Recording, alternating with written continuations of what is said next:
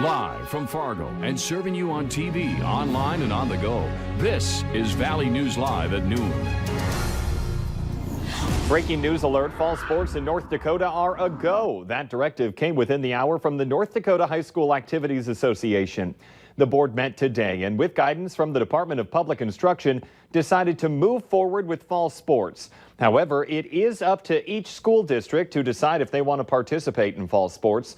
Guidelines for a return to competition will be shared with schools late next week.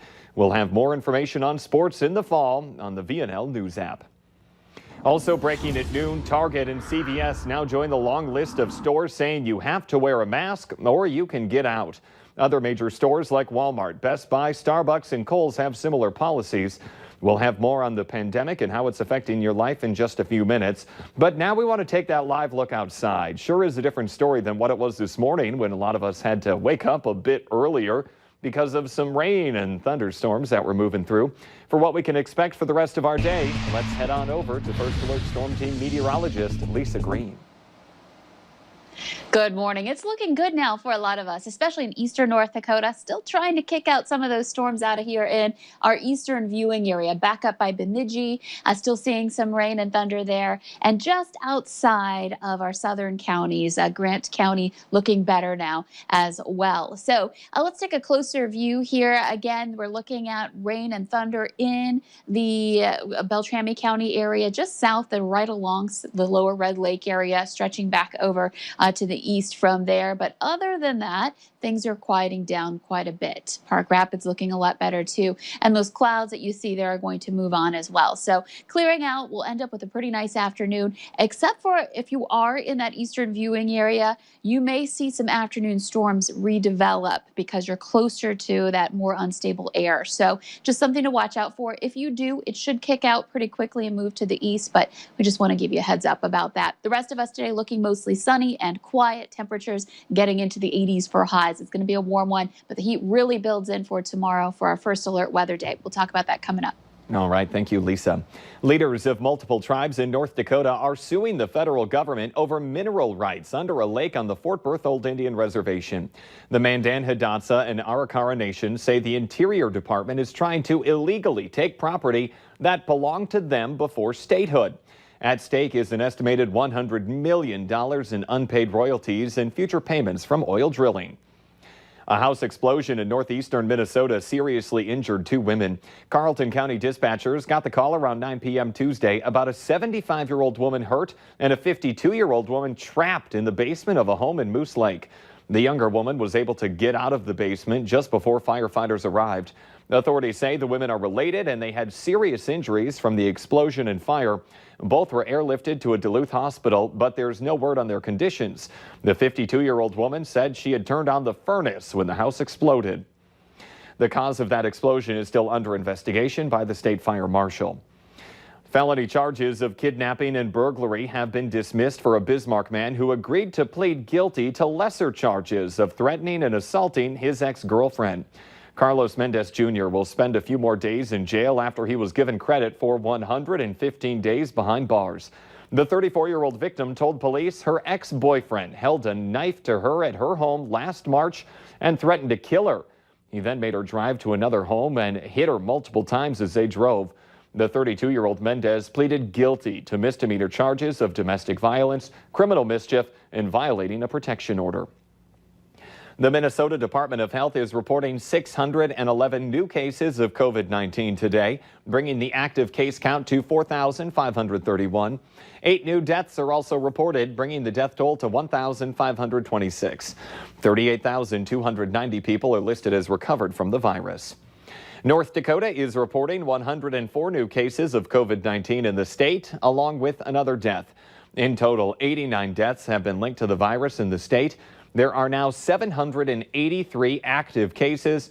38 people are in the hospital. 3,796 are listed as recovered. Johnson & Johnson plans to start human trials of its coronavirus vaccine candidate next week. That's according to the company's chief scientific officer, who made the announcement during an earnings call with investors this morning. They say the trial will include more than 1,000 people. The company also says it's planning phase 2 trials in Spain, Germany, and the Netherlands. President Donald Trump is shaking up his re-election campaign. The president says campaign manager Brad Parscale is taking on a new role. He has been replaced by a longtime Republican operative. Meanwhile, a new national poll by Quinnipiac shows Democrat Joe Biden leading the president 52 to 37%. Wei Zhejiang is at the White House with more. And his name is Brad Parscale, and he is fantastic.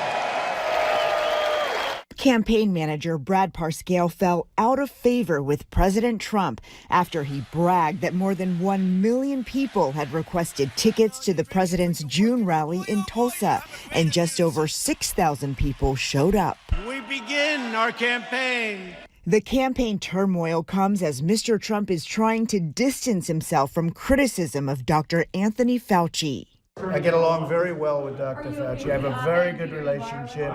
President Trump insisted Wednesday his relationship with Fauci is fine, even though last week he accused the doctor of making lots of mistakes during the pandemic. And despite economic advisor Peter Navarro's scathing op-ed attacking Fauci, in which Navarro wrote he listens to Fauci's advice only with skepticism and caution. It is a bit bizarre. I think they realize now that that was not a prudent thing to do because it's only reflecting negatively on them. Fauci also said he was not involved in the administration's new order for hospitals to send their data on COVID-19 directly to the Department of Health and Human Services instead of the CDC.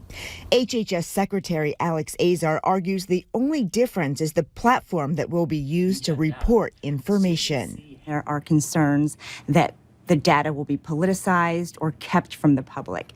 How can you assure people that's not going to happen? HHS is CDC and CDC is HHS. This is something we should be celebrating, which is we're identifying a problem with our public health data infrastructure and we're solving it to get that information.